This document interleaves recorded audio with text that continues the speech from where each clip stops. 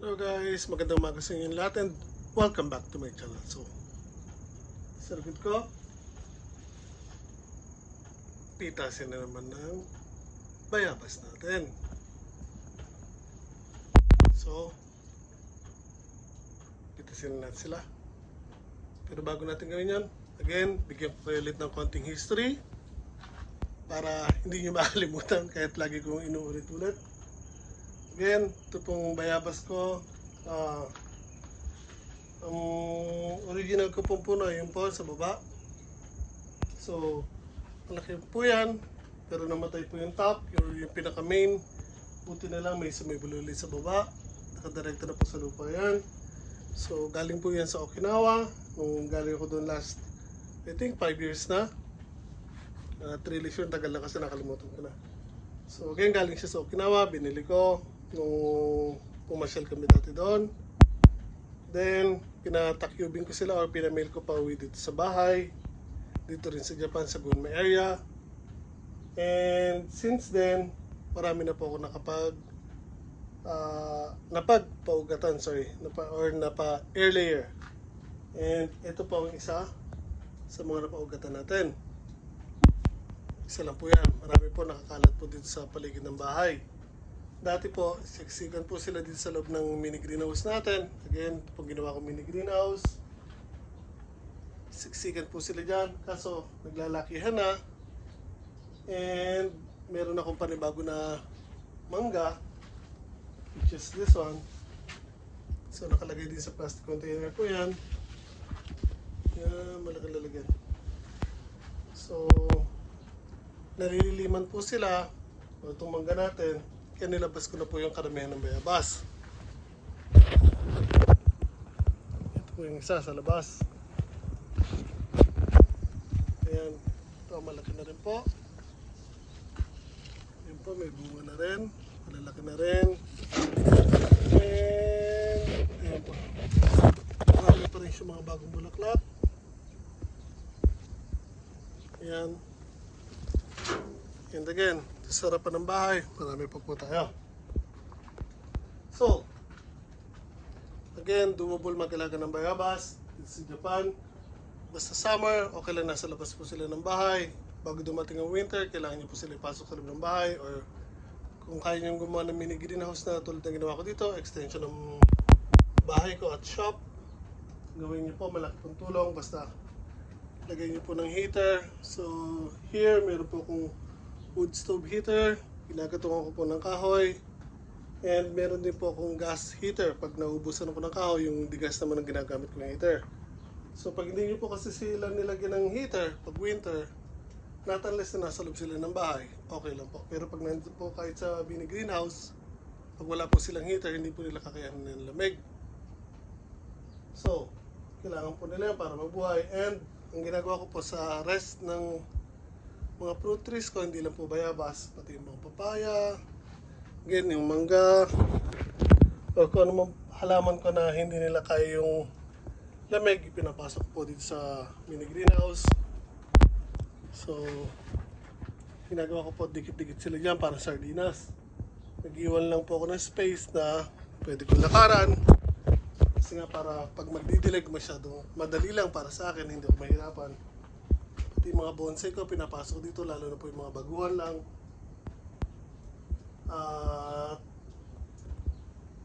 Again, lalagyan ko sila ng heater.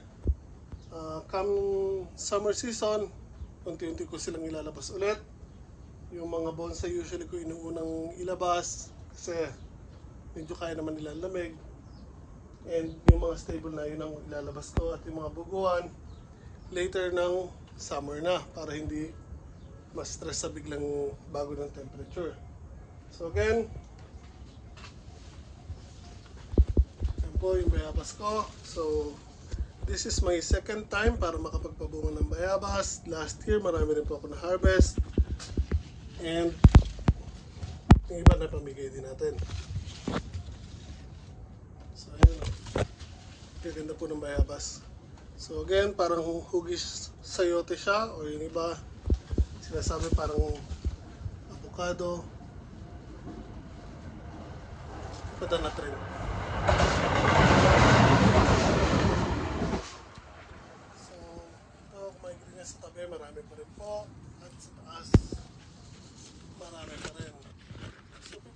natin itong mga bayabas natin ngayon, o yung tatlo. Pero bago natin gawin yan, bigyan ko kayo ng konting tips para sa mga gusto mag-alaga ng bayabas dyan. So nakikita niyo po ba itong isang sanga na to? And this one, masyado na mahaba, di ba?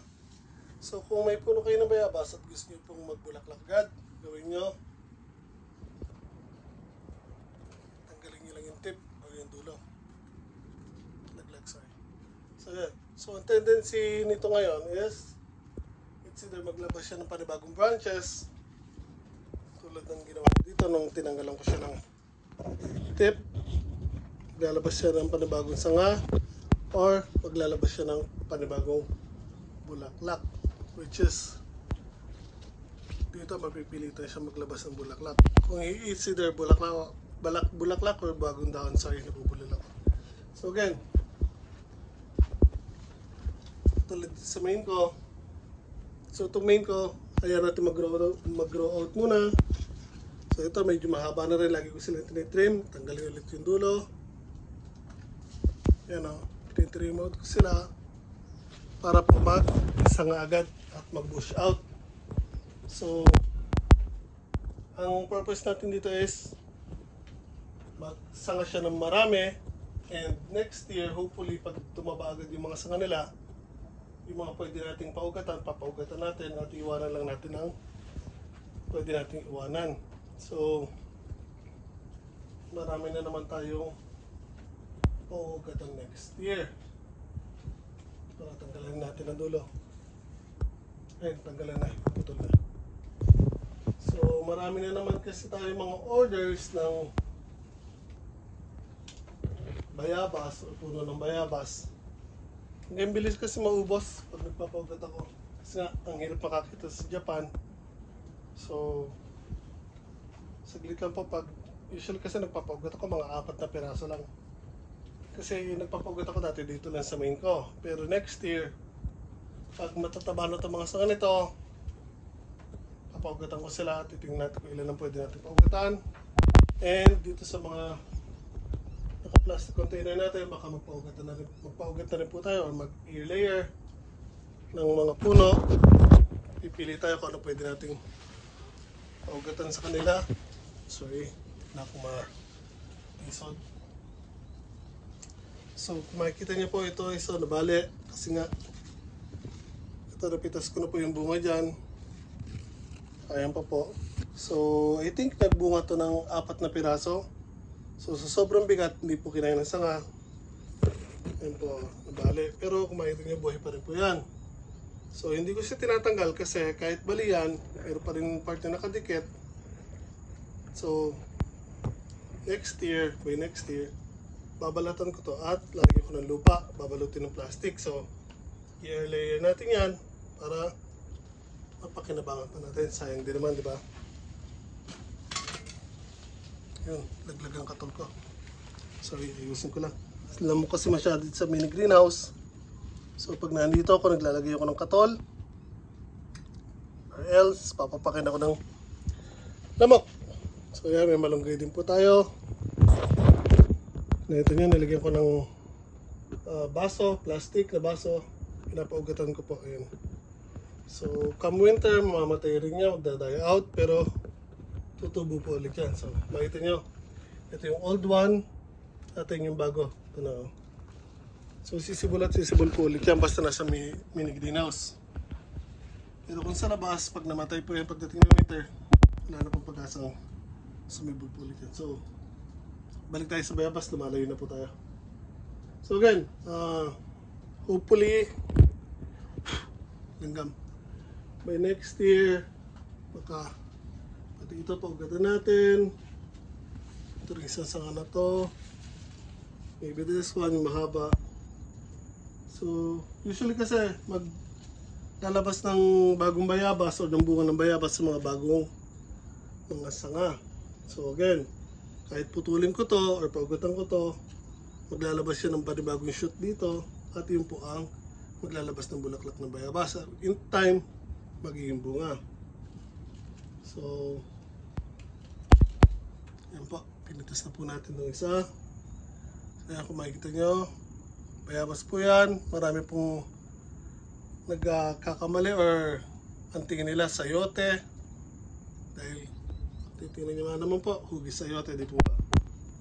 So, pero bayabas po yan. So, we have one. Ginapawak ko yung phone sa isang kamay ko. So, we have two. Tingnan, gaganda ng bayabas. Oh. So, meron na po akong ginawang short nito. I think sa Facebook ko nga lang nailagay. So, kinat ko yung bayabas. Pinakita ko yung itsura ng laman niya kasi ang dami kong video na pinapakita ko yung about sa bayabas, pagpitas, pagkain, pero never kita napakita na. No, I think yung kauna-unahang pitas ko na bayabas, I think nagawa ko ng video na kinat ko at kinain. So again, ang ganda po ng laman niya, ang kapal ng flesh, yung seeds niya ko konti lang, nandito lang sa may bottom part or sa baba. So, ang ganda, isang itong variety na to maganda pong alagaan. So, ano ba gagawin natin doon sa isa pa? Naiwan. Wait, lagay ko lang sa bulsa ko itong bayabas.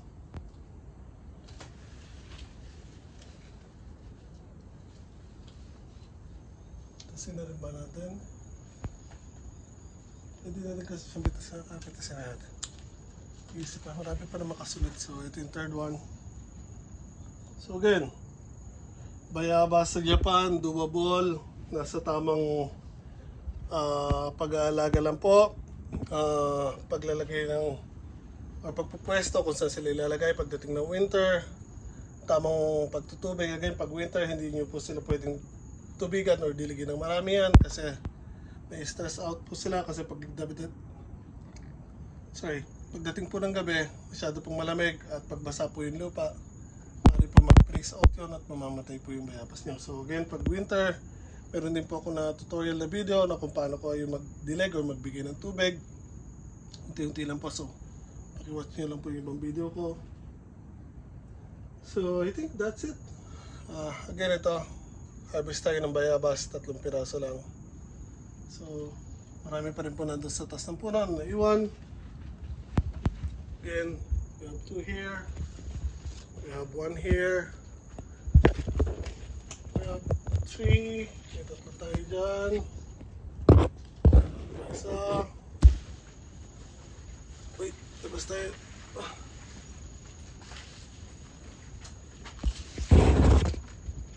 Meron pa po tayo dito. So, I think that's it para dito sa isang puno na to. So, there. Again, harvest tayo ng bayabas. So, sana po nagustuhan niyo po ang video binahagi ko sa inyo. And kung magagawa niyo po, again, pakilike niyo naman po ang video na to. Share sa mga kaibigan niyo and subscribe na rin po. Malaking tulong po yun para sa akin. Remember, learning as I go, that's John Ken po. Ingat po tayo talaga.